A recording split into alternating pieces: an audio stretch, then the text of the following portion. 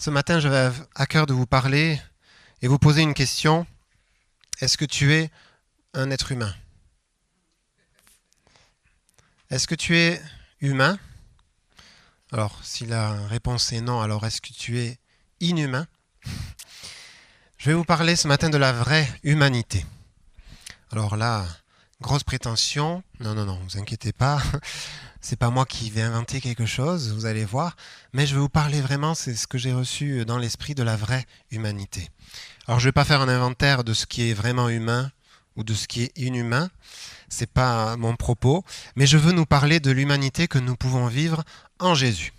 Et pour cela, c'est bien de garder en tête le verset de l'année, enfin les versets de l'année qui se trouvent dans Éphésiens 1, versets 17 à 19, que nous avons, si vous avez bien suivi le culte de rentrée, nous avons pour but de l'apprendre par cœur ce mois-ci. Mais bon, voilà, on va pas tricher, je vous l'ai quand même mis pour qu'on puisse le lire ensemble. Mais c'est bon de pouvoir se le mémoriser. Ce verset, que le Dieu de notre Seigneur Jésus-Christ, le Père de gloire, vous donne un esprit de sagesse et de révélation qui vous le fasse connaître, qu'il illumine les yeux de votre cœur pour que vous sachiez quelle est l'espérance qui s'attache à son appel, quelle est la glorieuse richesse de son héritage au milieu des saints, et quelle est la grandeur surabondante de sa puissance envers nous qui croyons, selon l'action souveraine de sa force. Amen. Ça revient là. Ça, oui, ça, je connais encore cette partie, pas encore celle-là. Mais le but, c'est de le connaître, mais aussi de pouvoir le vivre. Et c'est une prière. Donc nous pouvons le prier aussi pour nous-mêmes. Pour être un vrai humain, il nous faut rentrer dans la nouvelle création. Nous sommes des nouvelles créatures. Et là, je vous renvoie à une autre prédication que j'ai pu faire cette année un peu plus tôt, qui s'appelait Kainos, le nouveau de Dieu, parce que mon but, c'est pas de refaire les prédications que j'ai déjà faites, mais pour rappel quelques éléments. Notre vie nouvelle en Jésus, c'est que nous sommes une nouvelle créature. Il y a en nous une nouvelle nature. C'est un changement de nature profond, une semence d'une autre nature qui est une nature divine, qui a été mise en nous dans notre humanité. Et nous sommes participants à la nature divine, nous dit 2 Pierre 1, verset 4. Donc la nature de Dieu, elle est introduite en toi, par le Saint-Esprit. Dieu habite en toi. Et il y a en toi une dimension divine. C'est fort quand même de se dire ça. Il y a en toi une dimension divine. Nous ne sommes pas pour autant divinisés, nous ne sommes pas Dieu, il n'y en a qu'un seul qui est Dieu, mais le don de son esprit est manifesté en nous. Il y a un changement d'identité spirituelle. Et c'est un mystère qui nous dépasse. Donc ce n'est pas une petite chose, ce n'est pas un petit changement que le Seigneur vient faire en nous. C'est pour ça qu'on emploie le mot conversion, un changement radical qui s'opère en nous et nous devenons une nouvelle créature. Qui a déjà entendu ça? Que je suis une nouvelle créature en Jésus. Ok. Qui en a marre de l'entendre? Attention, le gros piège. Non, tout ça pour dire que c'est bien, on dit des choses qu'on connaît, mais c'est tellement puissant de se le dire. Je suis en Christ une nouvelle créature. Il y a un changement de destinée. Je ne vis plus pour moi-même, mais je vis pour la gloire de Dieu. Éphésiens 1, verset 6. Je vais faire beaucoup référence à Éphésiens, puisque c'est aussi le texte de notre année. Et ça, c'est le verset 6 qui nous dit ça. Donc nous sommes intimes maintenant avec Dieu. J'étais incapable d'atteindre Dieu par moi-même, de vivre la communion avec Dieu, mais par le Saint-Esprit, eh bien, il y a une réconciliation. Le péché, la séparation avec Dieu n'a plus d'emprise sur moi. Et par notre naissance, alors en Adam, nous dit la Bible, on va y revenir, nous héritons de la nature pécheresse, séparée de Dieu, mais en naissant en Christ, lorsque tu accueilles le Christ dans ta vie, tu vis une nouvelle naissance en Christ. Et c'est notre verset de l'année dernière. Si quelqu'un est en Christ, il est une nouvelle créature. Les choses anciennes sont passées. Voici, toutes choses sont devenues nouvelles. 2 Corinthiens 5, 17. Donc nous sommes nés de nouveau en Christ. Notre héritage, dont il est question dans le texte que nous avons lu, notre héritage, c'est la nouvelle humanité en Jésus, au-delà de ce qu'on peut imaginer. C'est pour ça que je vous dis, est-ce que vous en avez marre de l'entendre? Parce que la révélation, elle n'est pas statique. Elle est continue. Donc, il y a des choses que nous n'avons pas saisies, des mystères. Paul emploie en Éphésiens de nombreuses fois le mot mystère. Ce sont des mystères que nous avons besoin de comprendre profondément dans nos mentalités et dans nos cœurs. Alors, Éphésiens 1 et Éphésiens 2 aussi parlent de cette nouvelle vie en Jésus-Christ. et que nous sommes assis avec lui dans les cieux. Donc je vous renvoie à votre lecture, parce que vous savez, nous avons une lecture commune chaque mois, et ce mois-ci, c'est la lettre aux Éphésiens. Je ne sais pas où vous en êtes, mais si vous n'avez pas commencé, il est encore temps. C'est assez passionnant de lire à la lumière d'un thème. Ça nous ouvre des nouvelles perspectives. Éphésiens 4 aussi nous dit de revêtir la nature nouvelle créée selon Dieu. Et Jésus, c'est celui qui fait toute la différence. C'est tellement fort et tellement puissant. Éphésiens 3 nous dit que c'est par la puissance qui agit en nous que nous sommes transformés, que les choses se passent. Par la puissance qui agit en moi, par la puissance qui agit en toi. Jésus fait toute la différence dans ta vie. Ce qui est inhumain dans une perspective biblique, c'est de vivre comme Adam dans le péché. Ce qui est inhumain, c'est de vivre coupé de Dieu. Ce qui est inhumain, c'est de ne pas vivre la véritable humanité que Dieu a voulu pour nous. C'est inhumain, parce qu'on passe à côté de ce que nous sommes appelés à vivre en tant qu'êtres humains. Nous avons été créés à son image, on va y revenir. Mais c'est peut-être violent dit comme ça, c'est inhumain de vivre séparé de Dieu. Mais quand Jésus vient, il fait toute la différence, on se rend compte, là, oui, effectivement, je vis une vie nouvelle. Je suis une nouvelle créature. Et il y a un renouveau qui vient. Et on se rend compte, nos yeux s'ouvrent. Le verset de l'année nous dit que nous puissions voir avec les yeux de nos cœurs, que nos yeux s'ouvrent, que nos cœurs s'ouvrent pour comprendre ce qu'est la véritable humanité en Jésus. L'évangile est une puissance de vie pour quiconque croit. Pour quiconque croit, l'évangile est une puissance de vie. Romains 1, verset 16. Donc, quand on entend les témoignages de conversion, quand on assiste à des baptêmes, nous voyons et nous entendons ce qu'est de passer de la mort à la vie. Et c'est ça qui est humain. Alors, en cherchant un peu la vraie humanité, je suis tombé sur le fait, c'est le nom d'une loge maçonnique, de francs-maçons. Je dis, bon, c'est pas là mon propos, pas du tout, bien au contraire, parce que ce n'est pas par l'orgueil que nous voulons construire notre vie, ce n'est pas réservé à des élites, la vraie humanité non plus. Nous n'avons pas de prétention de régner par nous-mêmes ou de prétendre diriger le monde, mais notre prétention, c'est de dire oui, la vraie humanité, nous pouvons la vivre avec Dieu. Nous ne remplaçons pas Dieu, et c'est peut-être là qu'on se distingue d'une loge maçonnique. On ne remplace pas, mais nous voulons amener son royaume sur terre. Et nous avons une bonne nouvelle pour l'humanité. Et donc ça, oui, nous avons cette prétention-là, mais Dieu reste Dieu et nous amenons son royaume, sa justice et sa paix sur cette terre. Alors c'est pas pour autant que nous sommes hors sol, quand on dit le ciel et la terre se réunissent lorsque Jésus est là, nous ne sommes pas hors sol, parce que notre mission, elle est pour ce monde. Vous avez été envoyés pour aimer ce monde, vous avez été envoyés pour servir ce monde, par l'amour et la puissance de l'amour de Jésus. Alors on n'est pas là, au-dessus des autres, déconnectés. Nous sommes connectés à Christ et nous sommes connectés à notre mission sur cette terre qui est d'amener la gloire de Dieu. Alors activons la vraie humanité en nous. Amen. Activons. Et cette vraie humanité, elle va nous porter vers les autres et elle va nourrir notre identité profonde. Je vous rappelle l'image de l'iceberg qui est d'être nourri dans ce qui est intérieur pour projeter ce que nous avons compris vers les autres, vers l'extérieur, vers ce qui se voit. Donc quand on parle de nouvelle créature, on parle de la grande histoire de la rédemption dans la Bible. Alors, je vais y revenir un petit peu pour placer certains éléments, mais on ne peut pas tout faire en quelques minutes de prédication. Mais la grande histoire, c'est que nous avons été créés à l'image de Dieu. Il y a eu en Adam la chute qui a échoué à être cette image de Dieu jusqu'au bout.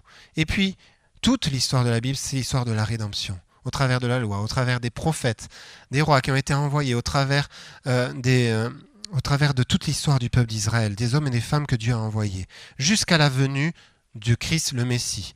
C'est le climax, le point culminant de la Bible, c'est la venue de Jésus.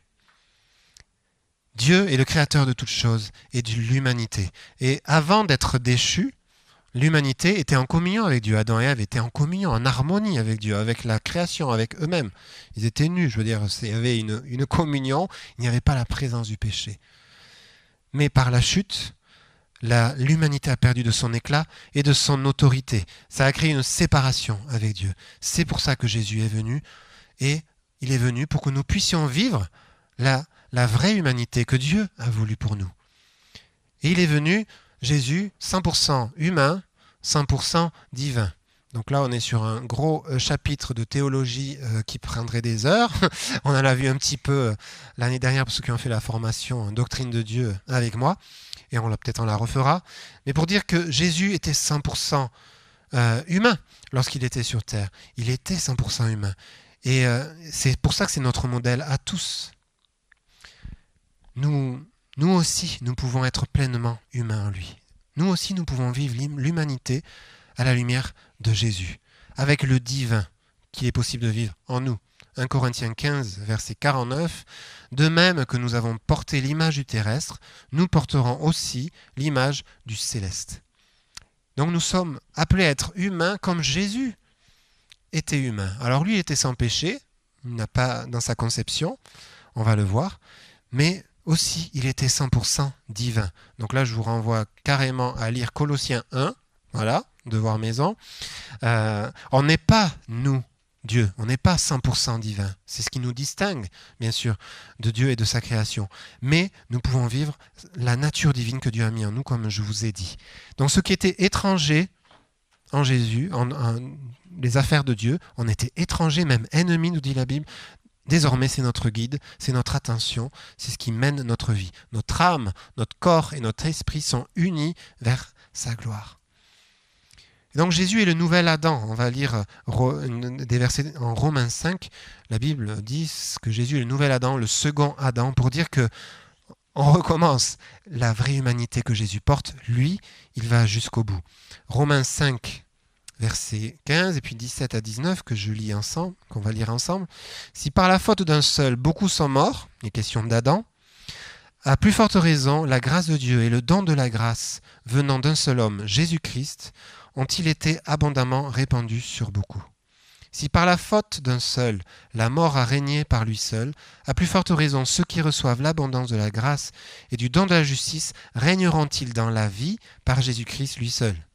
Ainsi donc, comme par une seule faute, la condamnation atteint tous les hommes, de même par un seul acte de justice, la justification qui donne la vie s'étend à tous les hommes. En effet, comme par la désobéissance d'un seul homme, beaucoup ont été rendus pécheurs, de même par l'obéissance d'un seul, beaucoup seront rendus justes. Amen. Nous sommes d'une nouvelle race humaine, qui est la race humaine en Jésus-Christ. Jésus, lui, est né sans la nature pécheresse par sa conception, mais il existait déjà de toute éternité. Il était pleinement humain, comme Adam l'était. Mais la différence, c'est que Jésus n'a jamais péché. Il n'a pas fait le mal, bien qu'il a été tenté. Il a vécu une vie d'obéissance à Dieu. Donc il représente la nouvelle humanité. Là où Adam a échoué, Jésus a réussi. Il est jusqu'au bout l'image de Dieu dans son humanité, ce qui rend parfait son sacrifice pour l'humanité qui a été rachetée. Donc il y a une pleine restauration de l'humanité en Jésus. J'espère que vous comprenez mon propos, pour dire qu'il y a une pleine restauration de la vraie humanité, ce que nous sommes appelés à vivre avec Dieu en Jésus. Il a triomphé du pouvoir de la mort et il nous en délivre. Jean Calvin disait certainement, Christ est bien plus puissant pour sauver qu'Adam pour ruiner. Donc Jésus, il est la nouvelle humanité. Il est la vraie humanité où réside du coup la nature divine. Nous allons derrière lui avec sa nature divine en nous par son esprit. Et nous rentrons dans la vraie humanité, celle que Dieu a voulu, celle que Dieu veut pour nous. Et quand on se dit ça, on se dit, waouh, peut-être que je ne vis pas 100% là tout de suite de la vraie humanité que Jésus est venu donner. Et c'est le but que nous nous retrouvions semaine après semaine, c'est de progresser, c'est de grandir, c'est de continuer dans cette voie-là. Nous sommes l'incarnation de l'espérance pour l'humanité. Nous sommes l'incarnation de l'espérance pour l'humanité, parce que nous sommes rentrés dans la nouvelle humanité. Et on dit ça dans toute l'humilité qu'il faut pour dire, Seigneur, ce n'est que par toi. Et ce n'est pas par nos propres forces. Ça serait de la religion de dire « moi, je ». Non. Nous avons, depuis un petit moment déjà, renoncé à cet orgueil-là. Jésus, nous rentrons dans l'humanité et nous sommes l'espérance pour ce monde, pour vivre la nouvelle création. Alors nous pouvons régner avec Dieu pour toujours, et toute autorité lui appartient. Ça, c'est la fin du chapitre 2 qui nous dit que tout est ramené sous son autorité, et c'est notre but, c'est notre mandat, tout ramener sous l'autorité de Jésus. Nous serons semblables à lui, nous dit 1 Jean 3, verset 2. Il y a des versets comme ça où on se dit « Seigneur, ouvre nos yeux pour que nous puissions comprendre ». Nous serons semblables à lui, parce que Jésus, quand il est ressuscité, c'est une nouvelle créature dans un corps transformé qui annonce notre résurrection. Parce que notre espérance, notre foi, c'est que nous serons nous aussi transformés. Nos corps seront transformés. Nous serons dans un corps incorruptible, dans une nouvelle terre et dans des nouveaux cieux. C'est ce que nous dit la parole de Dieu. Et il y aura un nouveau commencement, et nous serons alors semblables à lui. L'humanité a vécu, et elle vit encore, quand elle vit sans Dieu, avec l'intelligence obscurcie. C'est ce que nous dit Éphésiens 4, si vous lisez les versets 17 à 19. L'intelligence obscurcie est même morte à cause du péché, et donc soumise au jugement éternel. Mais nous pouvons aujourd'hui connaître une intelligence transformée. Nous n'avons plus l'intelligence obscurcie. Est-ce qu'on peut le dire ça? Nous n'avons plus l'intelligence obscurcie. Même si parfois, Seigneur, lève le voile encore un peu là, parce qu'on veut voir un peu mieux. Mais nous avons la révélation de qui est Jésus. L'humanité 2.0, c'est pas l'intelligence artificielle. Désolé de vous décevoir, si vous comptiez sur ça. C'est pas une intelligence qui est insérée dans notre cerveau que nous attendons. Nous attendons et nous voulons vivre de l'intelligence divine. C'est ça l'intelligence 2.0, l'humanité 2.0. Alors je ne prêche pas contre la technologie, il y a des progrès qui sont faits, mais il y a des choses inquiétantes aussi. Il y a des projets dans la technologie qui sont inquiétants, qui sont parfois rebelles à Dieu et qui veulent faire dépasser le cadre éthique de ce que Dieu veut pour le bonheur de l'homme. Donc, vigilance quand même. Mais la technologie peut parfois nous déshumaniser. Là où en Christ, nous devenons pleinement humains dans ce que le Seigneur a voulu. Nous sommes une humanité d'un nouveau genre en Jésus et qui est motivée par l'amour. Donc ce n'est pas tout à fait là mon propos, donc je ne vais pas creuser davantage, mais Jésus est venu sur terre motivé par l'amour. C'est ce qui doit aussi nous motiver pour renverser les dominations encore aujourd'hui. Et c'est notre modèle. Activer l'amour. Certainement, on en parlera cette année. Voilà, donc c'est cette nouvelle humanité en Christ que nous sommes appelés à vivre. Nous sommes à la fois des êtres physiques et des êtres spirituels. Donc physique et non physique. Physique, ça ne nous aura pas échappé, mais aussi spirituel, parce que nous sommes en capacité d'être en communion avec Dieu par notre esprit. Et c'est ce qui nous distingue du reste de la création. Nous sommes créés à son image. Et donc, sur Terre, la vie humaine est sacrée. C'est pour ça que la vie humaine est sacrée. Parce que nous sommes dotés d'un esprit, parce que nous sommes créés à l'image de Dieu, la vie humaine est sacrée, dès son commencement. L'homme et la femme étaient déjà créés à l'image de Dieu, représentants de Dieu sur terre. Donc ça, c'est le psaume 8 qui nous parle du mandat universel de représenter Dieu sur terre. Mais nous avons aussi, puisque nous sommes des êtres spirituels, la capacité d'ouvrir des yeux spirituels. Et donc, comme Jésus vient se révéler à nous par son esprit, nous voyons et nous délaissons du coup l'orgueil, le péché, ce qui est de la vie sans Dieu. Nous voyons ce qu'elle est, nous voyons ce qu'elle produit, nous voyons ce qu'est la vie avec Dieu, nous voyons ce qu'elle produit, et donc nous avons un choix à faire à partir de là. Et chacun est libre de faire ce choix, de suivre Christ ou pas. Mais en Christ, nous pouvons vivre la dimension du ciel sur la terre. Alors c'est très mystique en soi, mais comme on en a parlé à RNC l'autre jour, mystique vient du mot mystère, et mystère est un mot totalement biblique. Il y a des mystères que nous devons percer. Christ demeure en nous et nous sommes nés de Dieu. 1 Jean 3, verset 9. Donc notre nouvelle vie est renouvelée en Jésus. Et elle se dépouille, là c'est le chapitre de Colossiens 3 qui nous parle de se dépouiller, de la débauche, de l'impureté, des passions, des mauvais désirs, etc. Se débarrasser de la colère, de la méchanceté. Et aujourd'hui, parce que Christ habite en nous, nous distinguons ce qui est bien de ce qui est mal, dans une perspective divine. Et donc notre cœur change et nous recevons le regard de Dieu sur nous-mêmes comme sur le monde. Donc c'est pour toi aussi maintenant la nouvelle humanité en Jésus. C'est pour toi aussi maintenant un souffle de vie nouveau. Et je prie vraiment que cela soit suscité en toi alors que je suis en train de parler, que des choses nouvelles soient suscitées en toi. Parce que quand Dieu dit, la chose arrive. Alors c'est pas moi, je n'ai pas la prétention de dire que c'est moi Dieu, mais je suis en train de prononcer des versets bibliques.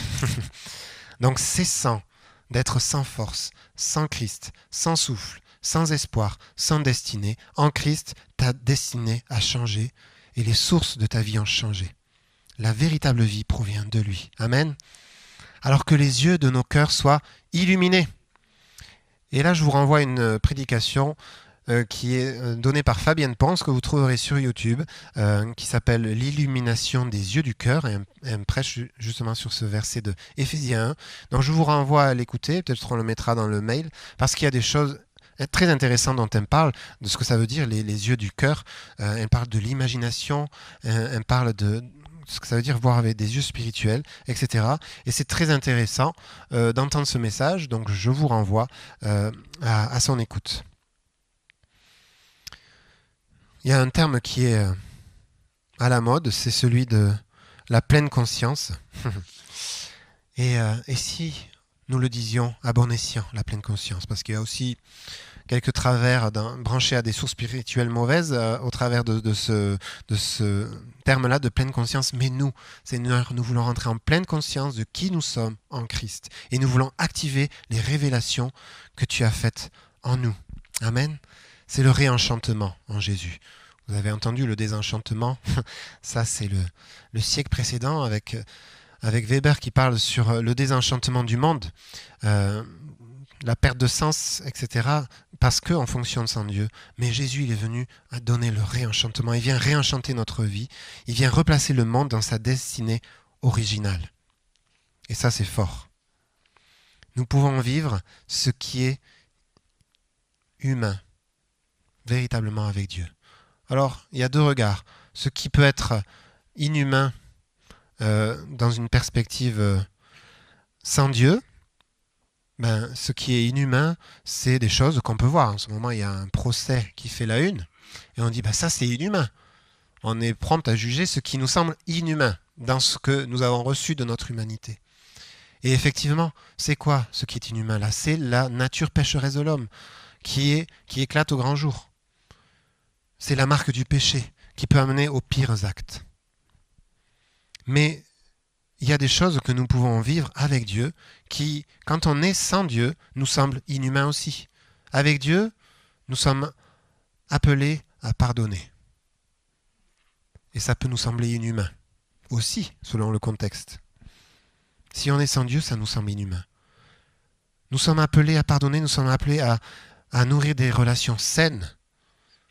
Nous sommes appelés à vivre dans la maîtrise de soi, dans l'amour du prochain, dans le don de soi. Et il y a des choses là qui peuvent nous sembler inhumaines, parce qu'on se sent limité dans nos capacités.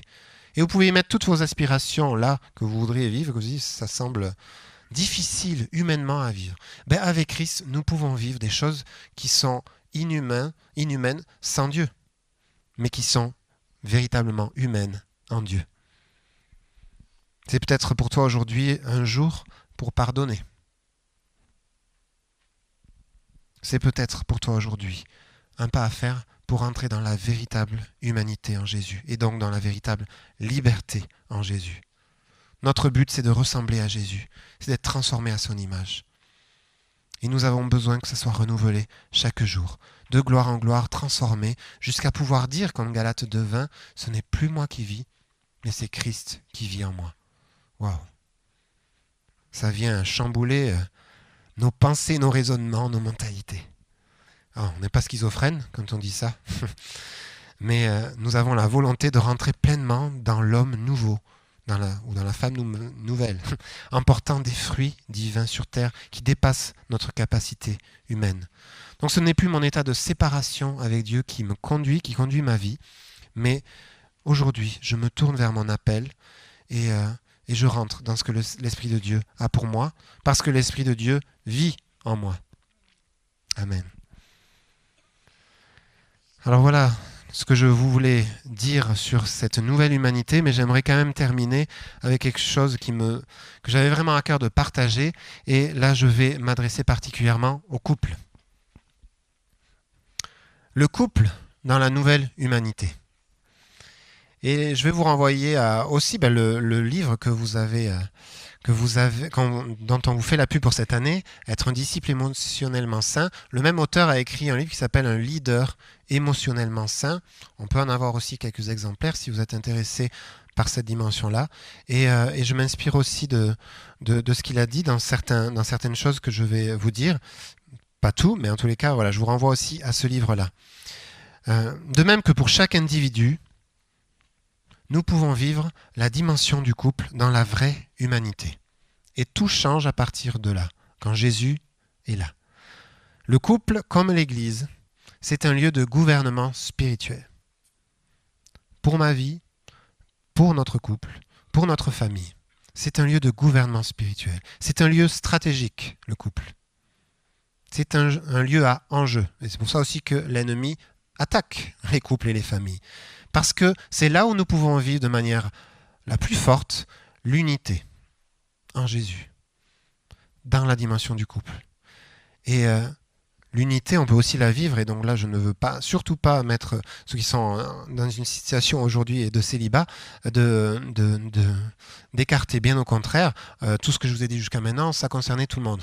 Mais là, sur la dimension du couple, il y a de l'unité. On peut vivre aussi l'unité avec des amis, avec des frères et sœurs en particulier. Mais quand on est marié, ça ne remplace pas, et ça ne doit pas remplacer ce qu'on vit dans le couple. Le couple, c'est ce que nous dit donc Peter Scazzero dans son livre, est un signe prophétique de l'amour de Dieu pour l'Église et pour le monde. C'est un signe prophétique de l'amour de Dieu pour l'Église et pour le monde. La qualité de mon mariage est un message pour l'Évangile que je prêche. La qualité de mon mariage est un message pour l'Évangile que je prêche. Et en disant ça, je ne suis pas là pour faire culpabiliser quoi que ce soit, personne. Je suis là pour dire ce que nous pouvons vivre dans la dimension du couple, ce que nous sommes appelés à vivre. Il y a un lien direct entre l'intimité avec Jésus et celle avec mon conjoint. En Jésus, nous pouvons vivre aussi une conversion dans notre vie de couple, un changement radical. Et il n'est jamais trop tard en Jésus. Il y a un changement de mentalité. Le réenchantement, j'en parlais, le réenchantement de ton couple, il est possible en Jésus. Ce n'est pas qu'une théorie. En Christ, la destinée du couple change, car chacun vit une nouvelle humanité, comme je disais, et il y a une puissance qui agit, pas simplement en toi ou en moi, mais au sein du couple, il y a la puissance de l'Esprit de Dieu qui est agissante. Donc c'est important de regarder l'homme ou la femme que Dieu m'a donné, que j'ai choisi, enfin normalement, vous n'avez pas été forcé, que j'ai choisi, je t'ai choisi, tu m'as choisi. Il faut se regarder dans la volonté commune de ne former qu'un dans le projet de Dieu. Et la repentance, elle nous remet en communion avec Dieu, mais dans la vie du couple, la repentance, le fait de demander pardon pour les blessures qu'on a pu causer, nous remet aussi dans la communion avec la personne que Dieu nous a placée à nos côtés. Donc c'est valable dans un couple aussi comme avec Dieu, parce que nous plaçons l'amour comme fondement. Et la repentance, si on amène cette dimension de repentance aussi dans la vie du couple, il y a la même chose qui se passe avec Dieu, c'est que nos pensées sont changées. Et nous renonçons à une vie qui n'est pas juste. Et nous renonçons au mensonge de nos pensées limitantes.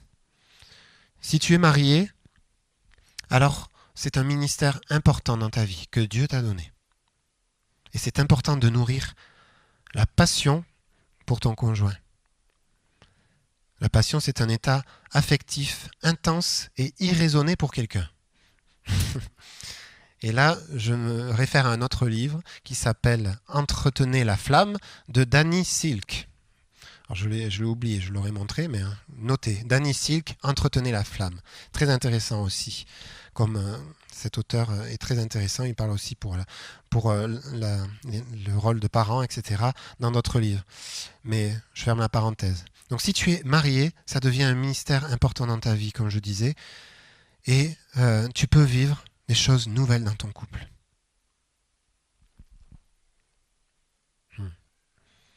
Ta vocation doit se vivre avec la personne que Dieu a placée à tes côtés. On ne dit pas que quand on est marié, on doit renoncer à des rêves ou à notre vocation propre. Non, bien au contraire. Chacun a aussi une vocation et un mandat de Dieu. Mais quand tu formes un couple, alors il y a une vocation particulière sur ton couple. Il y a un mandat particulier sur ton couple. Il y a une unité, tu es unique en tant que personne et votre couple est unique en tant que couple. Et nous sommes appelés, nous avons un appel en tant que couple. Donc si tu es marié, ta vocation doit se vivre avec la personne que Dieu a mis à tes côtés, physiquement, spirituellement, émotionnellement. Et si ton conjoint n'est pas croyant, parce que c'est aussi le cas pour beaucoup, c'est évidemment un sujet de prière, c'est un sujet aussi de confiance en Dieu. Mais le rôle que je suis appelé à vivre dans mon couple, au travers de cette nouvelle humanité, je suis appelé à le vivre pleinement, pour donner ce que je peux donner à mon conjoint. Donc plongeons nos ressources dans l'amour de Dieu. L'amour de Dieu, l'amour agapé, fidèle, passionné, persévérant, c'est l'amour de Dieu. Et réalisons à quel point Dieu nous aime, eh bien, il nous donne cet amour pour pouvoir aimer notre conjoint, comme il nous le donne pour pouvoir aimer notre prochain, quel qu'il soit. Et donc, Peter Scazzero dit, en vivant comme ça, les chrétiens devraient vivre les mariages les plus heureux dans le monde. Et quand on lit ce livre, on se fait, décoiffer, même si j'ai plus grand-chose à décoiffer, là. On se fait décoiffer.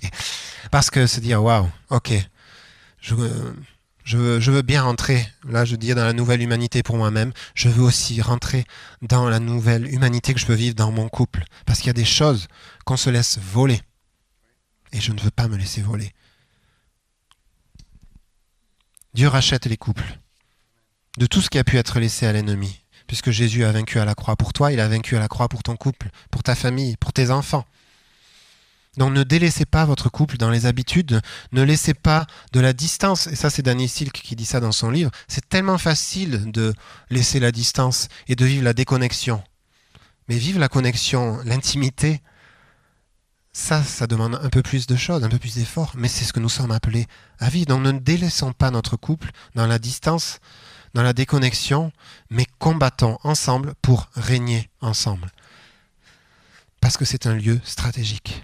Pour ma vie, pour mon couple, pour ma famille.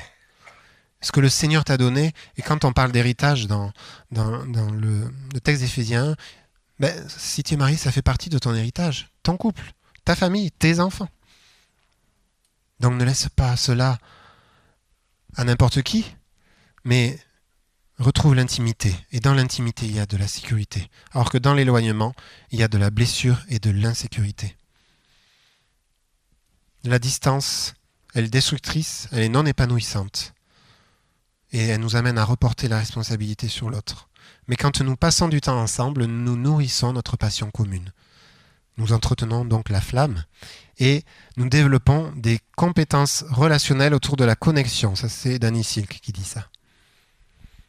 Et ça soutient la confiance et la sécurité dans un couple. Ça soutient la vulnérabilité, dans le bon sens du terme, et l'amitié.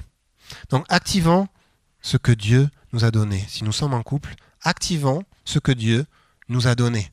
De vivre en tant que couple. Ou réactivons si c'est nécessaire de le réactiver. Mais il nous a donné une destinée commune ensemble que nous avons à activer.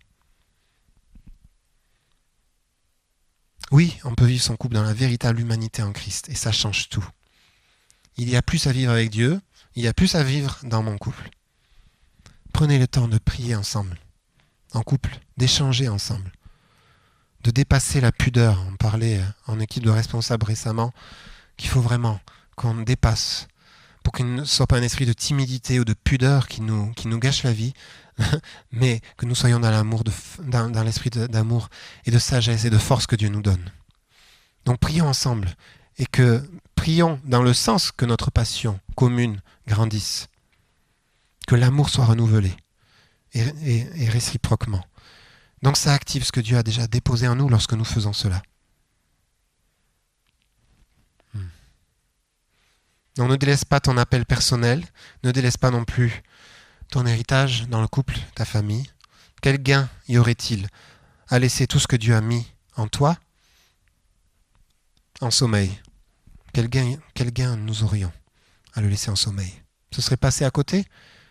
Et vous avez déjà entendu ça, passer à côté, c'est le péché. Donc Seigneur, ouvre les yeux de notre cœur pour comprendre notre appel, comprendre l'appel de notre couple et développons toutes les capacités que tu nous donnes. L'amour et l'attention que nous pouvons vivre dans un couple bannissent l'anxiété. Alors il y a des clés très, très concrètes dans les livres dont je vous ai parlé, et notamment qui nous dit la question primordiale dans un couple, c'est de quoi as-tu besoin? Bon, je ferme la parenthèse, vous allez peut-être commander le livre, ou on va peut-être commander aussi celui-ci, mais il y a des choses très intéressantes. Mais l'amour et l'attention bannissent l'anxiété. C'est valable dans un couple, c'est valable dans tout type de relation. On peut changer l'atmosphère de notre vie de couple, comme on peut la changer dans notre travail, etc. Parce que nous vivons la véritable humanité et des relations saines. Le signe que nous sommes en relation avec Jésus est qu'on aime les gens. Et c'est aussi ce signe-là de l'amour que nous vivons dans un couple. Le couple est l'endroit le plus intime, le plus étroit que nous pouvons vivre dans l'humanité. On peut le vivre aussi intimement si on vit des amitiés fortes. Et on peut le vivre aussi de manière forte dans l'Église, qui est un lieu d'exercice de l'amour. Donc personne n'est exclu de ce que je suis en train de dire. Mais l'amour les uns pour les autres, pour l'Église, pour le monde, nous sommes ici pour apprendre à aimer comme Jésus. Alors oui, il y a plus à vivre. Soyons accros à l'amour que Jésus nous donne et que nous pouvons vivre dans toutes nos relations. Alors et maintenant, dans quelle direction vas-tu orienter ton énergie? Dans quelle direction vas-tu orienter tes ressources? Ton mariage, ta vie, ton travail, tes relations? Je vous invite à vous lever, on va prier ensemble.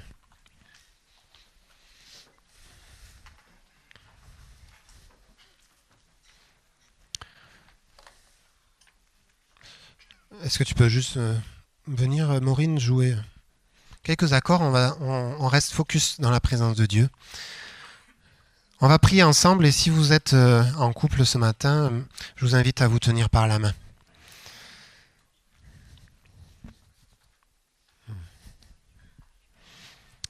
Seigneur, merci parce que tu nous parles. Tu as tout accompli à la croix. Jésus, tu as donné ta vie pour nous. Tu es mort à la croix, à notre place, parce que nous étions morts sans toi. Aujourd'hui, en ce jour, tu nous rappelles que par ta mort et ta résurrection, nous entrons dans une nouvelle vie. Nous pouvons vivre véritablement l'humanité que tu as voulu et que tu veux que nous vivions. Merci de faire tomber les écailles de nos yeux, devant nos yeux, de faire tomber le voile qu'il peut y avoir devant nos cœurs, devant nos compréhensions. Tu renverses tout faux raisonnement, tout raisonnement qui vient de l'ennemi. Tu renverses tout mensonge de l'ennemi. Tu renverses peut-être tous les raisonnements que nous pouvons nous-mêmes produire. Seigneur, plus ça. Ce qu'on veut, c'est rentrer dans l'humanité que tu as créée pour nous. Merci Jésus parce que c'est très concret. Et tous les domaines de nos vies peuvent être ramenés devant toi. Et je prie maintenant pour qu'il y ait des déclics dans nos pensées, dans nos raisonnements, qu'il y ait des choses nouvelles qui soient illuminées en nous. Parce que tu nous appelles à être en communion avec toi. Et tu fais toute la différence, Jésus. Et si tu n'as peut-être encore jamais accepté Jésus dans ton cœur, c'est un temps pour le faire aussi. Seigneur Jésus, je veux te recevoir comme Sauveur et comme Seigneur. Je crois en ton sacrifice, en ta résurrection. Je crois que tu peux faire toute la différence dans ma vie. Je t'accueille, viens. Nous sortons de tout ce qui n'est pas de notre appel, de tout ce qui n'est pas de de notre héritage pour rentrer pleinement dans qui nous sommes appelés à être en toi. Et nous sortons de la timidité, de la peur, de quelque manière qu'elle se manifeste au nom de Jésus. Et Seigneur, tu bénis les couples, ici présents ou ceux qui nous écoutent. Merci pour ta puissance de vie nouvelle que tu insères dans la vie de l'homme comme de la femme, que tu insères dans la vie de chacun. Et tu crées des choses nouvelles dans la vie de nos couples, Seigneur. Nous te les soumettons. Nous sommes unis en toi, dans une même destinée. Alors merci pour ce que tu es en train de faire. Et en préparant ce temps, je voyais comme Dieu tenir le sceptre d'autorité pour les couples en particulier. Tu viens unir ce qui a été divisé. Tu viens, Seigneur, éveiller dans le cœur de chacun l'appel commun à te servir. L'appel commun à aimer, à construire ensemble.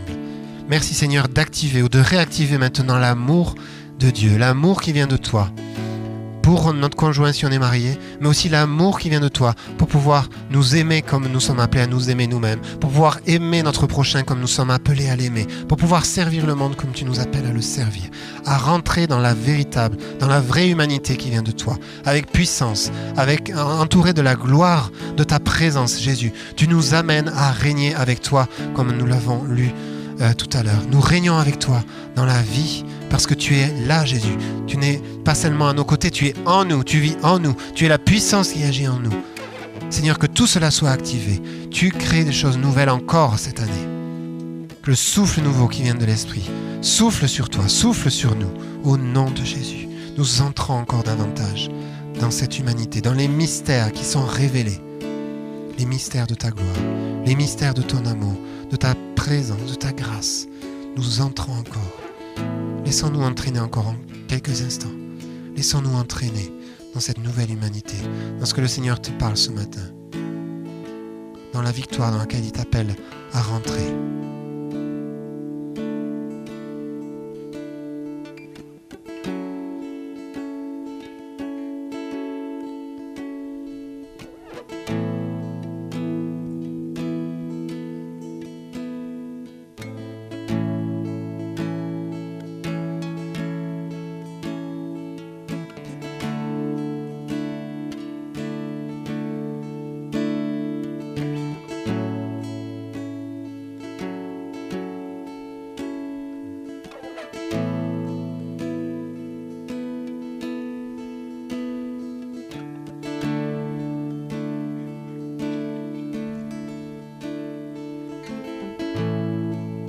Nous entrons dans la nouvelle vie avec toi. Nous continuons ce chemin. Et nous continuerons à le vivre cette semaine, à travers des différents rendez-vous de prière, de jeûne, la célébration, etc. Nous continuons, nous persévérons, partout où tu nous envoies, à manifester cette espérance pour ce monde. Amen.